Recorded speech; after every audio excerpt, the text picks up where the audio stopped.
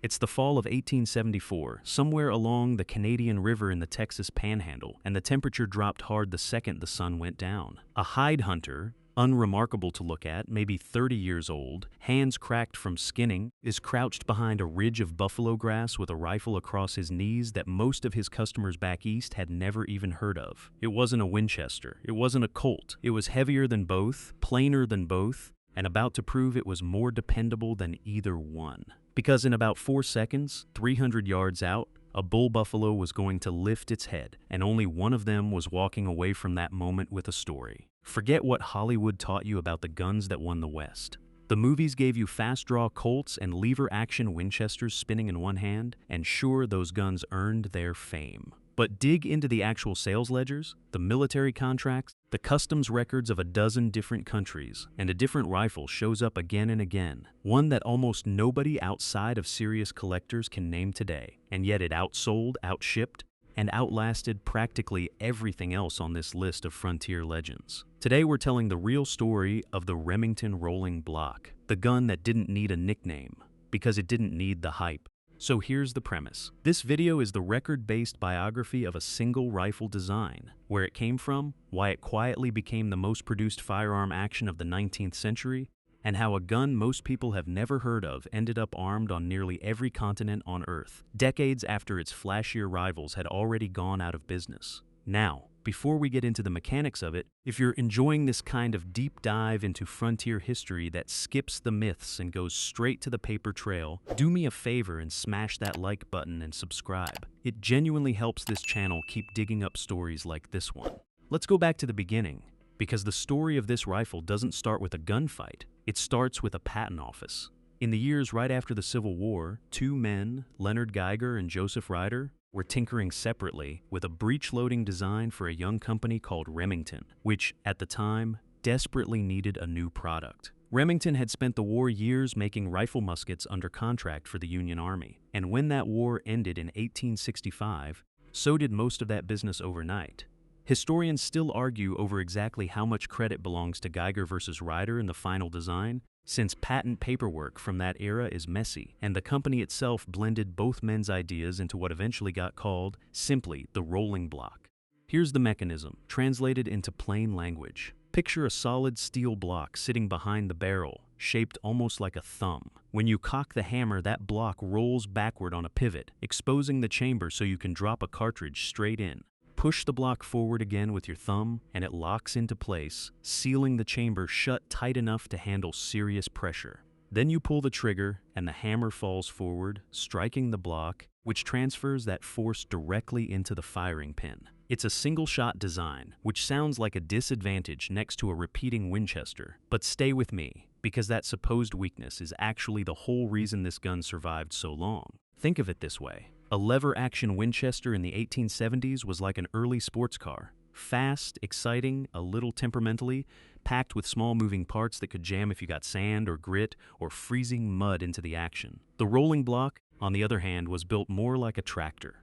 Fewer parts, steel on steel, brute simple. You could field strip it in the dark with cold hands, and about the only way to break it was to lose it in a river. For a hide hunter camped out for 6 weeks at a stretch, or a soldier stationed somewhere with no armorer for 500 miles, that kind of dumb, stubborn reliability mattered more than rate of fire. And the caliber question matters too, so let's translate that. Many rolling blocks on the frontier were chambered for rounds like the .5070, or later the .43 Spanish and .4570, which in modern terms means a bullet roughly the diameter of your pinky finger, driven by a black powder charge that would have felt in the shooter's hand, like a solid shove-you-backward thump, rather than the sharp crack of a modern rifle. A 50 to 70 round carried enough energy at 300 yards to drop an 1,800-pound buffalo in a single hit if it was placed right behind the shoulder. For comparison, that's roughly the weight of a small SUV, stopped cold by one piece of lead about the size of a pencil eraser. Now here's the twist that a lot of people miss, and it's the part of the story that makes this whole thing ironic. The rolling block wasn't really built to be a wild frontier gun at all. Remington's real ambition was overseas military contracts, and that's exactly what it got, on a scale that dwarfed almost every other American firearm of the era. Spain adopted it, Egypt adopted it, Mexico bought them by the tens of thousands, Sweden and Denmark equipped entire armies with it. France bought a huge shipment in a desperate hurry during the Franco-Prussian War of 1870, when their own factories couldn't keep pace with the fighting. China and Japan both ordered rolling blocks during their own periods of military modernization. Historians estimate, and the word estimate matters here, because company records from the period were incomplete and some export numbers were never fully documented, that somewhere north of 1.5 million rolling blocks were manufactured worldwide, with some accounts pushing that number closer to 2 million once you count the licensed copies made under contract in other countries. Stop and think about that for a second. While Wyatt Earp was still working odd jobs and Billy the Kid hadn't even picked up his first pistol yet, this quiet, unglamorous single-shot rifle was already the standard issue weapon of multiple national armies on 3 different continents. No dime novels were written about it. No traveling Wild West show put it in a trick-shooting act. It just worked everywhere for decades, while its more famous rivals fought for headlines. That's the ironic contrast at the heart of this whole story. The Colt single-action army got the Hollywood treatment. The Winchester got the nickname, the gun that won the West. Joseph Ryder, meanwhile, doesn't even have a statue anywhere that historians can point to with confidence. And the design he helped refine quietly outsold and outserved both of those legendary names combined on a global scale for the better part of 70 years. Back home on the American frontier, the rolling block earned its own reputation, separate from the military contracts overseas. Buffalo hunters loved it for the same reason armies did, because in weather that would jam a delicate action, whether that meant Kansas dust storms or a sudden blizzard rolling off the Rockies, the rolling block just kept firing. Picture the actual working conditions those hunters dealt with. Mornings on the plains in November could start below freezing, with a wind that never really let up, carrying fine grit that worked its way into every seam of a man's coat and every crevice of his gear. A hunter might be out before sunrise, breath fogging in front of him, fingers half numb inside thin gloves, waiting motionless for an hour or more so the herd wouldn't scatter at the first sign of movement. That's not a comfortable cinematic kind of tension. It's cold, physical, patient discomfort, the kind that wears a person down slowly rather than all at once. A rifle that could sit loaded in that cold, get jostled around in a saddle scabbard caked with dust, and still fire cleanly on the first pull of the trigger wasn't a luxury out there. It was the difference between a profitable week and a wasted one. Some accounts from surviving hunters' diaries describe cleaning the action with nothing more than a rag and creek water, and having it fire the next morning without a hitch, which for a Civil War-era metallurgy standard was genuinely impressive. Legend also credits the rolling block alongside the Sharps rifle with some of the longest verified buffalo kills of the era, shots out past 400 yards that, translated into modern terms, is like hitting a target the size of a dinner plate from 4 football fields away, using open iron sights on horseback wind, with a rifle that had no scope and no laser rangefinder, just years of practiced eyeballing and a steady hand. The rifle also had a quieter, more respectable life in competitive shooting. In 1874, at the famous international rifle matches held at Creedmoor, New York, American shooting teams used a mix of Sharps and Remington Rolling Block rifles to go head-to-head against a visiting Irish team in what was essentially the first modern long-range shooting world championship. The American team won, and while the Sharps rifle often gets more credit in the popular retelling, records from the match show Remington's Rolling Block rifles performing right alongside them at extreme ranges, cementing the design's reputation for accuracy as much as durability. Now, if you're the kind of person who likes tracking down the smaller footnotes of frontier history, this next part is going to hit close to home for you. So if you haven't already, now's a good time to hit that subscribe button, because we're about to get into the climax of this rifle's story.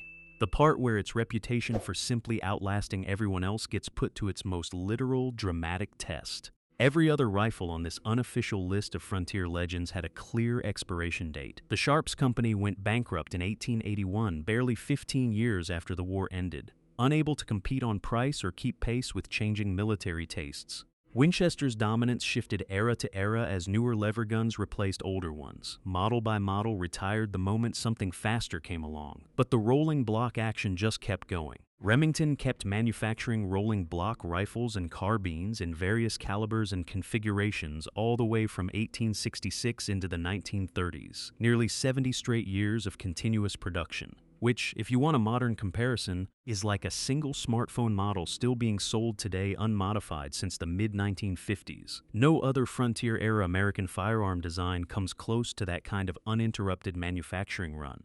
And the gun didn't just sit in warehouses gathering dust during those later decades. It kept getting used, kept getting fought with, long after the frontier itself had closed. Rolling blocks issued to Latin American armies in the 1870s and 1880s were still being pulled out of arsenals and handed to soldiers during regional conflicts and revolutions, well into the early 1900s, sometimes because newer rifles were too expensive to import. Sometimes simply because the old rolling blocks in storage still worked exactly as well as the day they arrived. Some rolling blocks, chambered and rechambered for newer smokeless cartridges as ammunition technology moved forward, reportedly saw service scattered through conflicts as late as the two world wars in the hands of poorly supplied militias and irregular forces, though exact numbers here are genuinely disputed among collectors and historians, since wartime records from irregular units are notoriously incomplete. Picture that moment as clearly as you can, somewhere in a dusty armory, decades after the last buffalo herds had vanished from the plains and the last hide hunter had hung up his gear. A rack of rolling blocks sat waiting, their steel actions still tight, their triggers still crisp, ready to be handed to another generation of soldiers who had no idea they were holding a design older than their own grandfathers. A rifle patented in the mid-1860s, built for men who'd never seen an automobile or a telephone, was still being loaded, aimed, and fired with lethal effect in conflicts that overlapped with tanks, airplanes, and radio communication. That's the equivalent of a soldier today reaching for a firearm designed before the First World War and finding it every bit as functional as the day it left the factory floor. Most mechanical designs from that era didn't survive one generation of change. This one did, not because it evolved dramatically, but because the original engineering was sound enough that it barely needed to. That's not a Hollywood ending. There's no showdown at high noon, no quick draw duel in a dusty street, no final gunfight to close out the story with a bang. The climax of this rifle's story is quieter and, in its own way, more remarkable than any staged shootout. It's simply the sound of a breech block rolling back and forward one more time in one more country, in one more decade, long after the men who first designed it were gone, long after its flashier rivals had been retired to museum shelves. Every other frontier gun on the usual highlight reel had a clear moment where its story ended. This one just kept rolling forward, quietly, stubbornly refusing to become obsolete. So what's the real lesson buried in the story of the Remington Rolling Block? It's this. The Old West we remember through movies rewards speed, flash, and legend. The fastest draw, the loudest name, the gun with the best nickname. But the actual historical record, the one written in shipping manifests and military contracts and 70 straight years of production runs, tells a messier and more honest story. Sometimes the thing that truly outlasts everyone else in a fight isn't the flashiest option on the table. It's the plain, unglamorous, stubbornly reliable one that nobody bothered writing songs about. If this deep dive into the frontier's most underrated rifle taught you something you didn't already know, do me a favor and hit that like button, subscribe if you haven't already, and share this one with somebody who genuinely loves real Old West history over the Hollywood version of it. And if you want to know which flashy, famous gun this rolling block quietly outsold, outshipped, and outlasted decade after decade, stick around, because that's exactly what we're covering in the next video.